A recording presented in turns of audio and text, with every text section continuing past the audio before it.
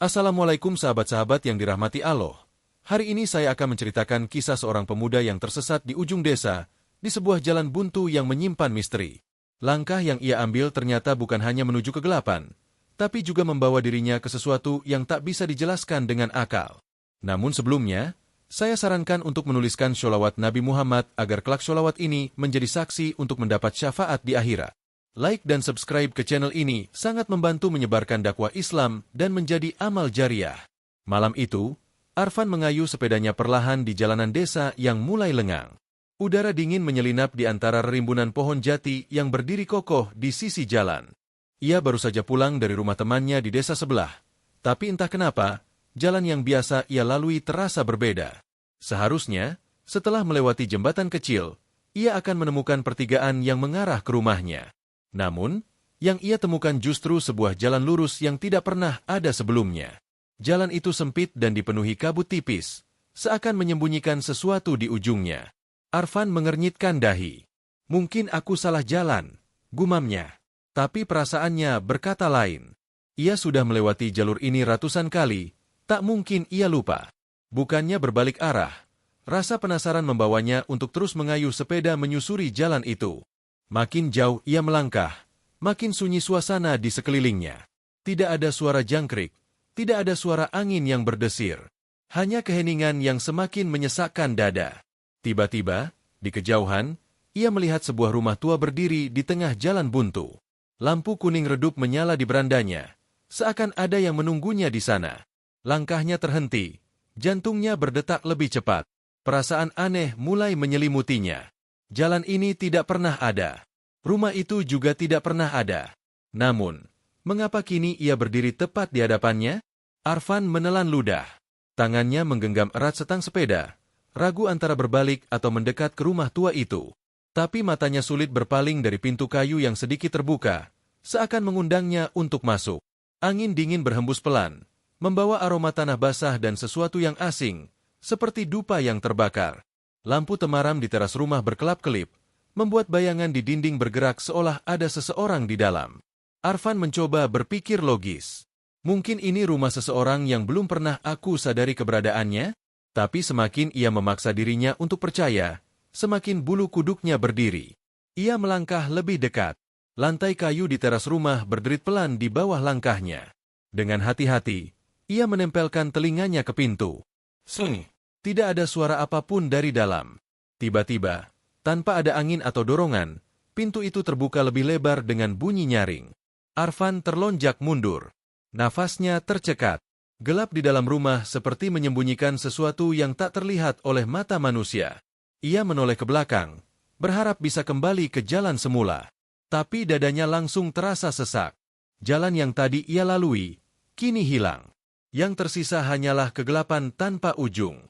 Arfan mematung di ambang pintu, napasnya memburu. Jalan di belakangnya telah menghilang, meninggalkan hanya kegelapan pekat yang menelan segala yang ada. Tidak ada pilihan lain.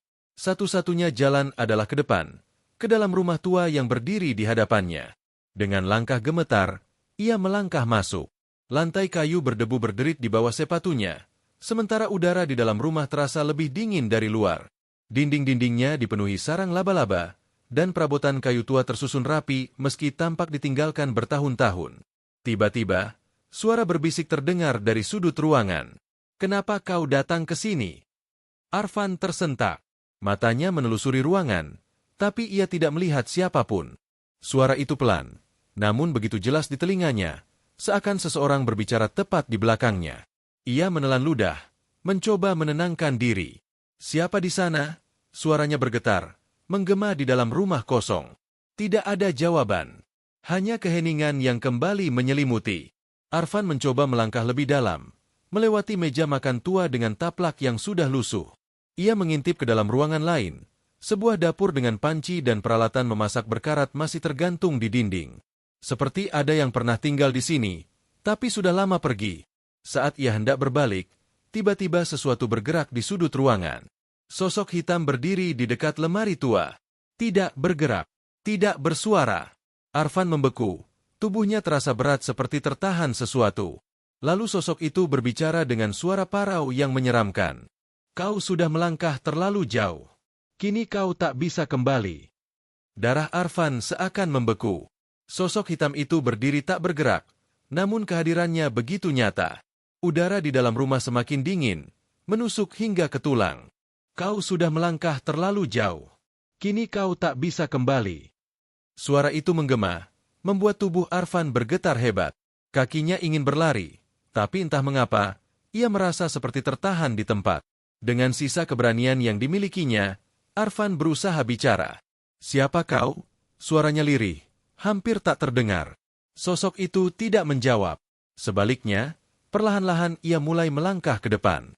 Bayangannya merayap di dinding, semakin besar dan mengerikan. Arfan mundur selangkah. Lantai di bawahnya terasa bergetar, seperti ada sesuatu yang bergerak di bawah tanah. Tiba-tiba, dari balik bayangan gelap itu, muncul sebuah tangan pucat kurus, merayap ke lantai seperti mencari sesuatu. Suara gemeretak terdengar dari persendiannya, seakan tubuh itu sudah lama tidak bergerak. Arfan merasa jantungnya hampir berhenti. Ia harus keluar dari sini. Sekarang juga. Ia berbalik dan berlari sekuat tenaga ke arah pintu. Namun, begitu ia mencapai ambang pintu, sesuatu yang tak terlihat menghantam dadanya. Brak! Arfan terpental ke belakang, jatuh terjerembab di lantai. Kepalanya berdenyut kesakitan. Dengan napas tersengal, ia melihat ke depan. Pintu itu sudah tidak ada. Yang tersisa hanya dinding kayu tua yang tertutup rapat, seolah pintu itu tak pernah ada sejak awal. Ketakutan semakin mencekiknya. Tidak ada jalan keluar. Ia terjebak di rumah ini. Dan sosok hitam itu semakin mendekat. Arfan merangkak mundur. Punggungnya menabrak lemari tua yang berderit pelan. Sosok hitam itu semakin dekat. Langkahnya tak bersuara namun terasa menekan. Ruangan terasa semakin sempit, seolah dinding-dindingnya bergerak mendekat. Nafas Arfan semakin berat. Dadanya terasa sesak oleh ketakutan yang menyesakan. Tiba-tiba, suara bisikan kembali terdengar, kali ini lebih dekat, seakan berbisik langsung ke telinganya. "Kau telah melangkah ke tempat yang seharusnya tak kau datangi." Arfan menutup telinganya, berusaha mengabaikan suara itu.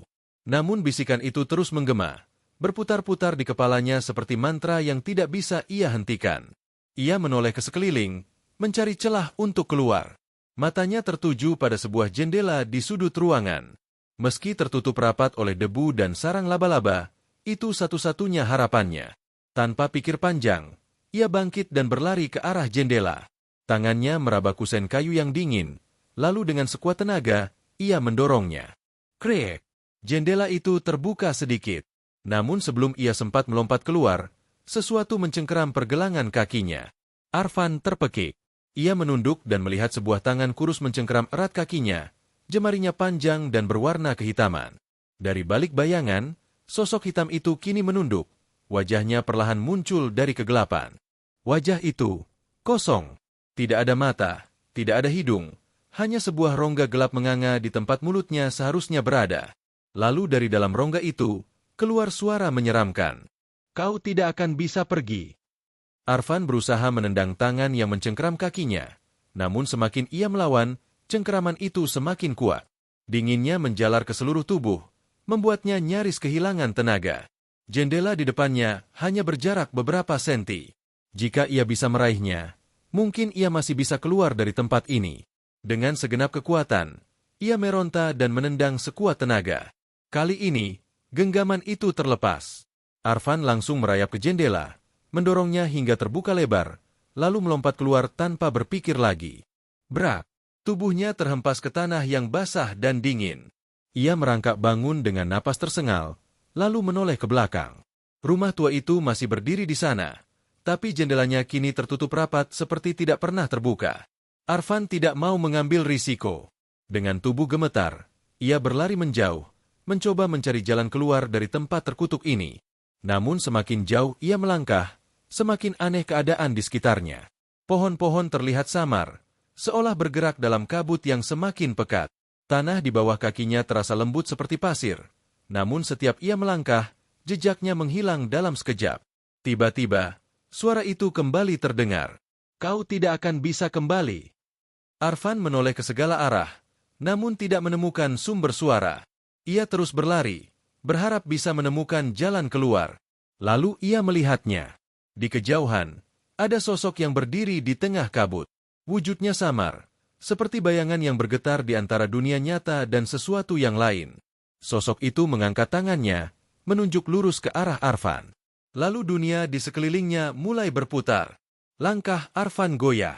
Kepalanya terasa berat. Kemudian semuanya menjadi gelap. Kesadaran Arfan perlahan kembali. Kepalanya terasa berat. Tubuhnya lemas seakan baru terbangun dari mimpi yang terlalu nyata. Ia membuka mata dan mendapati dirinya tergeletak di tengah jalan desa. Udara dingin masih menyelimuti, namun suasana di sekelilingnya sudah berbeda. Jalanan yang sebelumnya menghilang kini kembali seperti semula. Pohon-pohon jati berdiri tegak di sisi jalan. Samar-samar ia bisa mendengar suara jangkrik bersahutan. Ia terengah-engah, mencoba mengatur napas. Apa tadi hanya mimpi? Namun saat ia melihat ke tangannya, ia terperanjat. Di pergelangan tangannya, ada bekas cengkeraman hitam yang membekas di kulitnya. Arfan gemetar. Semua itu bukan mimpi. Ia benar-benar mengalami sesuatu di tempat itu. Dengan tubuh yang masih lemas, ia bangkit dan menatap sekeliling. Malam masih pekat, tapi ada perasaan yang mengganjal di dalam dadanya. Sesuatu terasa berbeda. Ia meraih sepedanya yang tergeletak di pinggir jalan, lalu segera mengayuhnya pulang tanpa menoleh ke belakang. Saat melewati pertigaan yang seharusnya menuju ke rumahnya, ia merasa ada yang janggal. Rumah-rumah di desa masih terlihat sama. Namun entah mengapa, suasana terasa lebih sunyi dari biasanya. Sesampainya di depan rumah, ia segera mengetuk pintu. Tidak ada jawaban. Ia mengetuk lagi, lebih keras. Beberapa saat kemudian, pintu terbuka, dan sosok ibunya berdiri di ambang pintu. Namun saat wajah ibunya terlihat jelas di bawah cahaya lampu, jantung Arfan hampir berhenti. Ibunya tampak lebih tua, dengan kerutan yang lebih banyak dari yang ia ingat. Mata ibunya memandangnya dengan terkejut, bahkan sedikit ketakutan. "Siapa kau?" Suara ibunya terdengar gemetar. Arfan membeku. "Ibu, ini aku, Arfan." Namun ibunya justru mundur selangkah, menatapnya penuh kebingungan. "Kau tidak mungkin Arfan," bisik ibunya, suaranya bergetar. "Arfan sudah hilang 3 tahun yang lalu." Arfan merasakan dunia seakan runtuh. Ia menatap ibunya dengan pandangan tak percaya. "Apa maksud ibu? Aku baru saja pulang dari rumah Rian. Aku tidak hilang." Namun wajah ibunya tetap dipenuhi ketakutan. Tangannya gemetar, seakan melihat sesuatu yang tidak seharusnya ada di depan matanya. Tiba-tiba, dari dalam rumah, seorang pria paruh baya muncul. Wajahnya akrab di mata Arfan. Tapi ada sesuatu yang aneh. Pria itu adalah ayahnya. Namun rambutnya sudah memutih lebih banyak dari yang Arfan ingat. "Apa yang terjadi, Bu?" Suara ayahnya terdengar cemas. "Ini, dia mengaku Arfan," jawab ibunya dengan suara bergetar. Ayahnya memandang Arfan dengan sorot mata yang tajam, seolah mencoba memastikan sesuatu. Lalu, dengan langkah ragu, ia mendekat dan memperhatikan wajah Arfan dengan lebih seksama. Arfan menelan ludah. "Ayah, ini aku, Arfan." Ayahnya tidak langsung menjawab. Ia menarik napas dalam-dalam sebelum akhirnya berkata pelan. "Arfan sudah hilang 3 tahun yang lalu. Nak, kami mencarimu kemana-mana. Semua orang mengira kau sudah mati." Dada Arfan terasa sesak. Semua ini tidak masuk akal. Baginya, kejadian di rumah tua itu hanya berlangsung semalam. Tapi kini, mereka mengatakan ia telah hilang selama 3 tahun. Tidak mungkin. Arfan mundur selangkah, kepalanya pusing. Saat itulah ia melihat bayangannya sendiri di kaca jendela. Wajahnya terlihat sama. Tidak ada perubahan sedikit pun. Seolah waktu tidak menyentuhnya. Ketakutan menjalar ke seluruh tubuhnya. Jika ia memang hilang selama 3 tahun, bagaimana mungkin ia masih terlihat sama seperti malam saat ia tersesat? Lalu, sesuatu yang lebih mengerikan terlintas di benaknya. Jika benar ia telah hilang selama 3 tahun, maka siapa yang berada di tempat itu selama ini? Dan bagaimana ia bisa kembali, tanpa berubah sedikit pun? Namun sebelum ia sempat memikirkan jawabannya, suara berbisik yang ia kenal dengan baik kembali terdengar di telinganya. "Kau kembali, tapi kau bukan lagi dirimu yang dulu." Arfan membeku. Suara itu, bisikan yang selama ini menghantuinya, kini terdengar begitu dekat, seakan berasal dari dalam kepalanya sendiri. Ia menoleh ke sekeliling, Namun tak ada siapapun di sana selain ayah dan ibunya yang masih memandangnya dengan penuh kebingungan dan ketakutan. Jantungnya berdegup kencang. Ia mencoba menenangkan diri, meyakinkan bahwa ini hanyalah kesalahpahaman. Ayah, ibu, ini aku. Aku tidak tahu apa yang terjadi, tapi aku benar-benar Arfan. Namun tatapan ayahnya tetap ragu. Jika kau benar Arfan, sebutkan sesuatu yang hanya kami bertiga tahu. Arfan terdiam sejenak, mencoba mencari sesuatu yang bisa membuktikan dirinya. Lalu ia tersenyum samar. Waktu kecil, aku pernah jatuh dari pohon mangga di belakang rumah. Lututku luka, dan ibu membalutnya dengan sobekan kain dari sarung ayah. Wajah ibunya mendadak pucat. Ia menutup mulutnya dengan tangan, matanya berkaca-kaca. Ayahnya pun terpaku, ekspresinya berubah dari ragu menjadi sesuatu yang sulit dijelaskan. Itu benar, suara ibunya bergetar. Namun ayahnya masih belum bergerak. Ia justru menatap Arfan lebih dalam, seakan mencoba mencari sesuatu di balik mata anaknya sendiri. Tapi kalau kau memang Arfan, ayahnya melangkah maju, suaranya terdengar lebih pelan. Kenapa bayanganmu tidak bergerak? Arfan menegang. Dengan napas tercekat, ia perlahan menoleh ke lantai, ke arah bayangannya yang terpantul oleh cahaya lampu. Darahnya seakan berhenti mengalir. Bayangan itu ada di sana, namun tidak bergerak, tidak mengikuti gerakannya. Bahkan lebih dari itu, bayangan itu mulai tersenyum. Dan perlahan-lahan, sosok di dalam bayangan itu mulai berdiri, terpisah dari dirinya. Arfan mundur dengan napas terputus-putus. Bayangannya yang seharusnya mengikuti gerakannya kini berdiri sendiri, terpisah dari tubuhnya. Bentuknya masih menyerupai dirinya, namun tanpa mata, tanpa ekspresi, hanya sebuah wajah hitam legam dengan senyum yang semakin melebar. Ibunya menjerit. Ayahnya terdiam, tubuhnya bergetar hebat. Bayangan itu bergerak, perlahan mendekati Arfan. Setiap langkahnya tidak mengeluarkan suara, seolah-olah ia melayang di atas tanah. Kau tidak seharusnya kembali, bisik suara itu.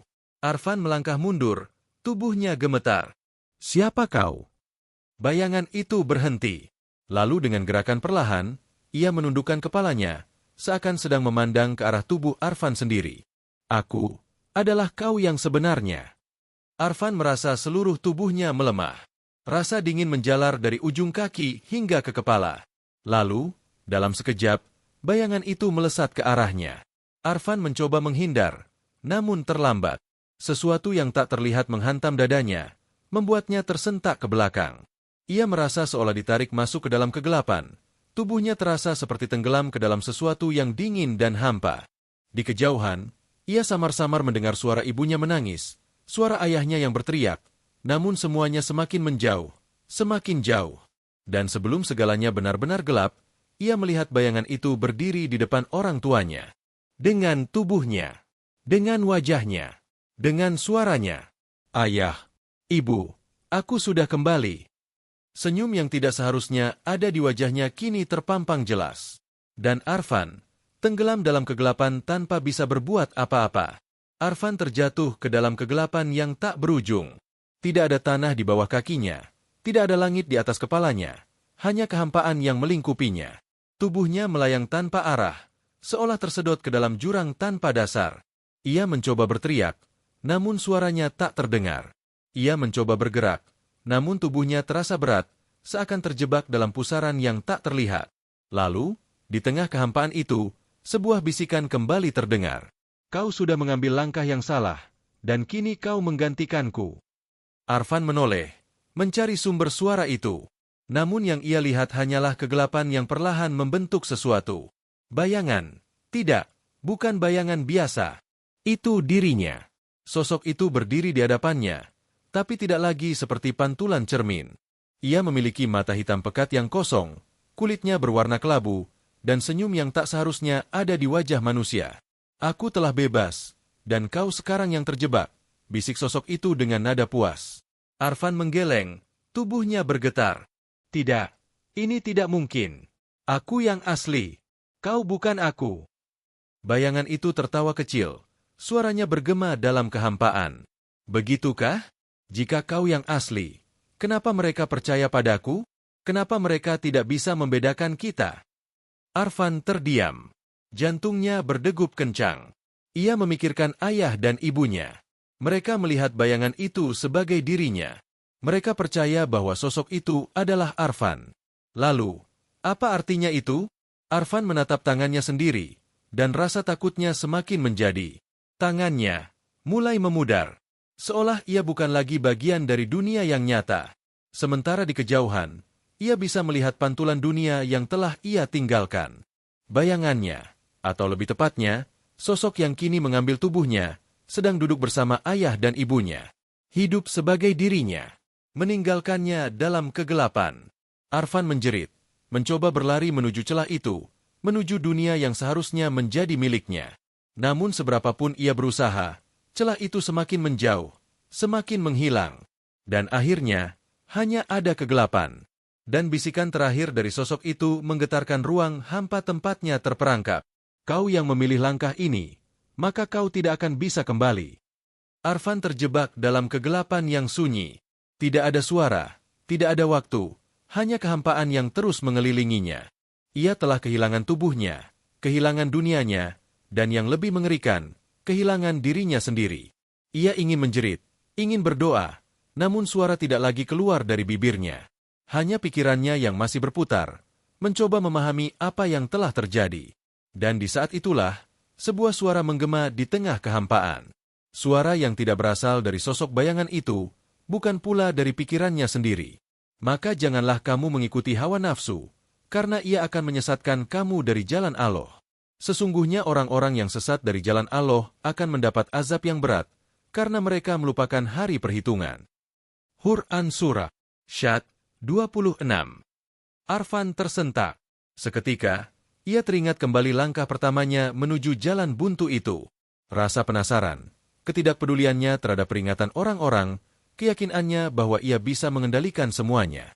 Ia tidak sadar bahwa sejak awal, langkahnya telah membawanya ke sesuatu yang lebih besar dari yang bisa ia pahami. Kini, ia benar-benar tersesat.